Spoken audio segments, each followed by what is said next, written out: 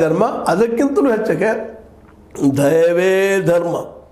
ಇದನ್ನು ನಾವು ಎಂದಿಗೂ ಮರೆಯಲಾರದಂಥದ್ದು. ಇನ್ನೊಂದು ಮಾತನ್ನು ನಾವು ನೆನಪಿಟ್ಟುಕೊಳ್ಳೇಬೇಕಾದಂಥ ವಿಷಯ ಏನಪ್ಪ ಅಂದ್ರೆ, ನಮ್ಮ ಬಸವಣ್ಣನವರಾಗಿರ್ಬೋದು ಅಥವಾ ವಲ್ಲಂ ಪ್ರಭುಗಳಾಗಿರ್ಬೋದು ಇಷ್ಟು ಸ್ಪಷ್ಟವಾಗಿ ಹೇಳ್ತಾ ಇದ್ದಾರೆ. ಅದನ್ನು ಆರ್ಸಿಡಿ ಮಠ ತಮ್ಮ ಸಂಪಾದನೆ ಮಾಡಿದ್ದಾರೆ. ಅದನ್ನು ಎಂ ಕಲಬುರ್ಗಿ ಅವರು ಒಪ್ಕೊಂಡಿದ್ದಾರೆ.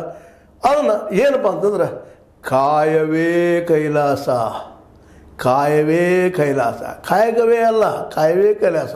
ಅನುಭವ ಮಂಟಪದ ಒಟ್ಟು ಸಿದ್ಧಾಂತ ಕಾಯಕವೇ ಕೈಲಾಸ ಇರ್ಬೋದು, ಆದರೆ ಕಾಯ ಕೈಲಾಸ ಅನ್ನುವಂಥ ಮಾತನ್ನು ದಿಟ್ಟವಾಗಿ ಹೇಳಿದಂಥವರು, ಇಲ್ಲೇ ಅದ ಕೈಲಾಸ, ಇಲ್ಲೇ ಅದ ಸ್ವರ್ಗ, ಇಲ್ಲೇ ಅದ ವೈಕುಂಠ, ಸ್ವರ್ಗ ಮತ್ತೊಂದಿಲ್ಲ ಅನ್ನುವಂಥ ಮಾತನ್ನು ಸ್ಪಷ್ಟವಾಗಿ ಹೇಳಿದಂತಹ ಈ ಒಂದು ದೈವೇ ಧರ್ಮ ಅನ್ನುವಂತಹ ಒಂದು ಲಿಂಗಾಯತ ಧರ್ಮ ಅಂತ ನಾವೇನು ಇವತ್ತು ಕರಿತಾ ಇದ್ದೀವಿ, ಅದು ನಿಶ್ಚಿತವಾಗಿಯೂ ಸಪ್ರೇಟ್ ಧರ್ಮ ಅನ್ನೋದು ಎರಡು ಮಾತಿಲ್ಲ.